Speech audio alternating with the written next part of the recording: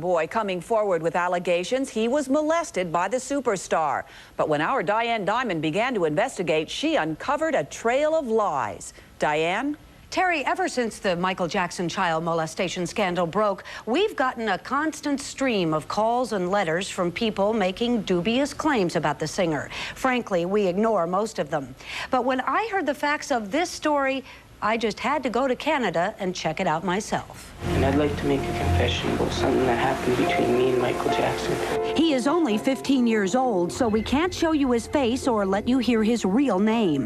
But the 11-minute home video he sent hard copy several weeks ago could have become Michael Jackson's worst nightmare. Looking straight into the camera, using no notes, this boy proceeded to tell us in graphic detail how he and another teen were allegedly molested by the superstar. Like, he started just touching like our stomach and things, like he'd rub our stomach and then he'd get lower, and then that's when I started saying, like, what are you doing? He said, it's okay, don't worry, bodies are meant to be touched. But the boy wasn't acting on his own. He had help. A man who identified himself as John Templeton of Mississauga, Canada. That's a suburb of Toronto. He sent us the boy's videotape statement and even called several times to make sure we looked at it. Then I got a call from the boy himself. Diane Diamond. Over the next few days, I spoke with the boy for hours, and he never wavered. His story stayed consistent. The boy said he met Michael Jackson at a Canadian video arcade. He said he was supposed to spend the weekend with a friend, but when Jackson invited him to visit Neverland instead, off they flew in a private jet.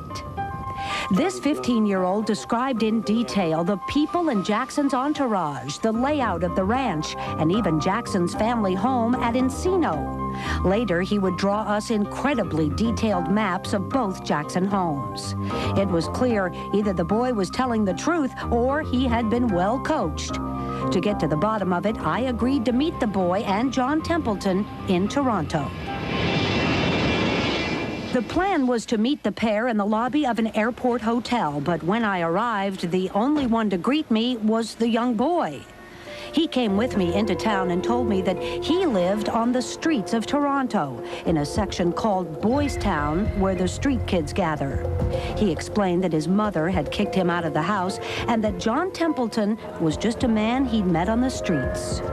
He kind of helps the street kids, like just talks to them and things, like sort of like the guidance counselor of the street. That's what it seemed like.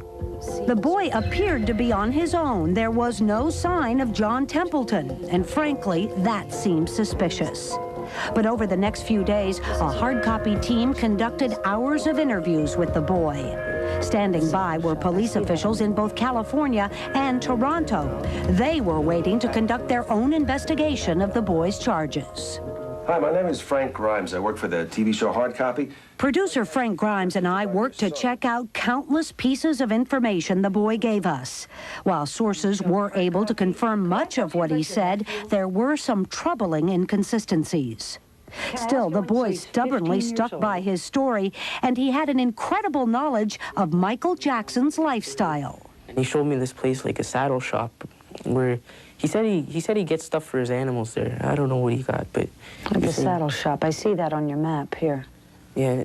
People are going to think that you're out for his money. I don't care about his money. They're going to think you're making it up. Yeah, I know, but I don't care about his money. He can keep it. You tell him the absolute truth. Yeah. He talked for hours, and he knew so much. So much, in fact, that we thought, well, let's give him a test, to see if we could trip him up. We showed the boy several photographs. Some of them were of Neverland employees, and he was able to identify each and every one of them. Yeah, that's him. The way it goes, that's him. If this was a scam, this boy had really done his homework. He even went so far as to draw us a picture of what he said Michael Jackson looked like during the alleged molestation. Always, he came back to his claims of molestation. His eyes are big and they're dark, they're cavernous, like the sockets to go right in, But there was one thing I didn't tell the boy. I didn't tell him that for the last year, I'd been getting Michael Jackson-related letters from his same small suburb in Canada. The letters were supposedly from other young boys who also claimed that they had been molested by Jackson. Two of the letters even included pictures of the boys. Well, someone was behind all this, but still, there was no sign of the man who'd sent us the original video statement of the boy. No sign of John Templeton. There's a Detective Campbell downtown. He doesn't know your name. He doesn't know anything yet. Okay. But he's waiting to see us. Want to go? Yeah. From the very beginning, the boy never asked us for money, and he repeatedly said he didn't want any money from Michael Jackson either. So what was his motivation? Well, he said it was simple. He said he wanted justice. And now he was about to give a sworn statement to the police. I want you to remember one thing. Just tell the truth. We delivered the boy to the Toronto Metro Police Headquarters, where detectives from the Sexual Assault Unit had been waiting for us. I understand you want to speak to me, and that's okay. We're going to go upstairs and you can talk to me. Okay. Okay? Yeah. For 6 solid hours, police questioned the boy, took his sworn statement. He told them just what he'd told us, that superstar Michael Jackson had molested him. I found him fairly believable, too. While the boy talked with police, we continued our investigation. We had to find this John Templeton.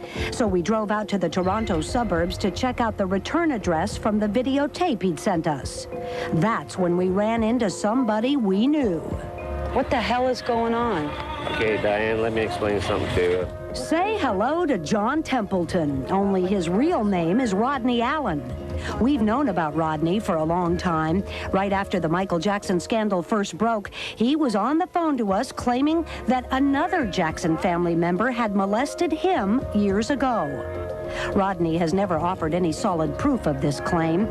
He appeared to be a man bent on revenge. And Rodney admitted he was the one who'd been writing me all those letters. I care about this one kid who gave me all sorts of information about Neverland, about Havenhurst, about Disneyland, about Michael Jackson's body. Where did he get all that information? He got it from me. You planted all this stuff in this kid's head. I didn't plant it in his head. He was asking questions. I answered them the best I can. I told him what I could tell about the place. Because I want Michael to face it. So this kid is a A1, #1 liar. Professional. The whole story was a scam. A Toronto street kid meets a man obsessed with the Michael Jackson case, and the result could have been an international scandal. Meanwhile, back at the police station, the boy finally broke down. He admitted that he and Rodney Allen had made up the whole story. The young boy was lying. That's my belief, and as a result of that, he was charged, yes. Can you tell us what he was charged with? Public mischief.